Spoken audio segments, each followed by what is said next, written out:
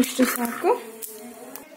ಈ ಶೇಂಗಾನ ತೆಗೆದುಕೊಂಡು ಇದರ ಸಿಪ್ಪೆಯನ್ನು ಸುರಿಯೋಣ. ಈ ಥರ ಯಾವುದಾದ್ರೂ ಕಲ್ತ್ಕೊಂಡು ಮೆಲ್ಲನೆ ಇದ್ರ ಸಿಪ್ಪೆ ತೆಗೆಯೋಣ.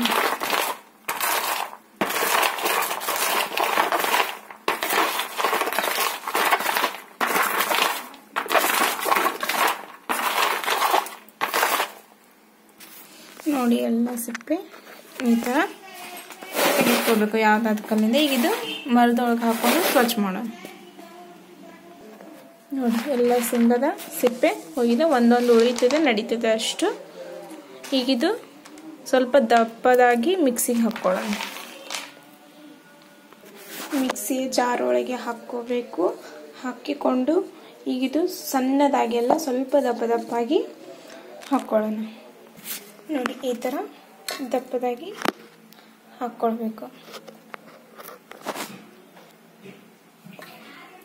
ಈ ಥರ ದಪ್ಪದಾಗಿ. ತೀರ ಸಣ್ಣಗಾದರೆ ಉಂಡೆ ಸರಿಯಾಗಿ ಆಗೋದಿಲ್ಲ, ಶೇಂಗಾ ಉಂಡೆ ಅಂತ ಕಂಡು ಬರುವುದಿಲ್ಲ. ಬೆಲ್ಲ ಮೆತ್ತವಾಗಿ ಜಜ್ಕೊಂಡು ಈಗ ನಾವು ಅದರ ಶೇಂಗಾವನ್ನು ರುಬ್ಕೊಂಡಿವೆಲ್ಲ ಅದರೊಳಗೆ ಮಿಕ್ಸ್ ಮಾಡೋಣ. ನೋಡಿ ಈ ಥರ ಮೆತ್ತಗಾಗಿ ಜಜ್ಕೊಂಡು ಹೀಗೆ ಮಿಕ್ಸ್ ಮಾಡಿಕೊಂಡು ಇದು ಮಿಕ್ಸಿ ಜಾರ್ಗೆ ಹಾಕ್ಕೊಳ್ಳೋಣ. ಈಗ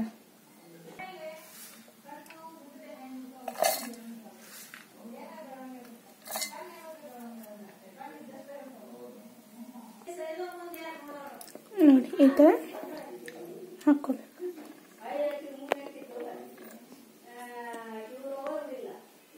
ಈಗಿದು ಉಂಡೆಯನ್ನು ಕಟ್ಟಬಹುದು. ಪ್ಲೇಟಿಗೆ ಹಾಕ್ಕೊಂಡು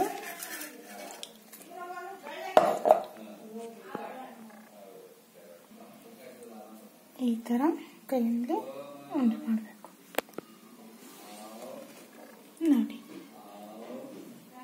ಇದೇ ಥರ ಎಲ್ಲವೂ ಉಂಡೆ ಮಾಡಿಕೊಂಡು ಇಟ್ಕೊಳ್ಳೋಣ.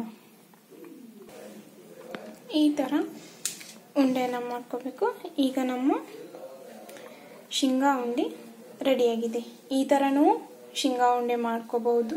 ಆಮೇಲೆ ಆನ ಮಾಡಿಕೊಂಡು ಅದು ಮಾಡ್ಕೊಳಕ್ಕೆ ಬರುತ್ತೆ. ಮತ್ತೊಂದು ವಿಡಿಯೋದಲ್ಲಿ ನಾನು ಆನ ಹಾಕಿಕೊಂಡು ಶೇಂಗಾ ಉಂಡೆ ಹೇಗೆ ಮಾಡುವುದನ್ನು ಹೇಳಿಕೊಡ್ತೇನೆ. ಈಗ ನಮ್ಮ ಶೇಂಗಾ ಉಂಡೆ ರೆಡಿಯಾಗಿದೆ. Thank you.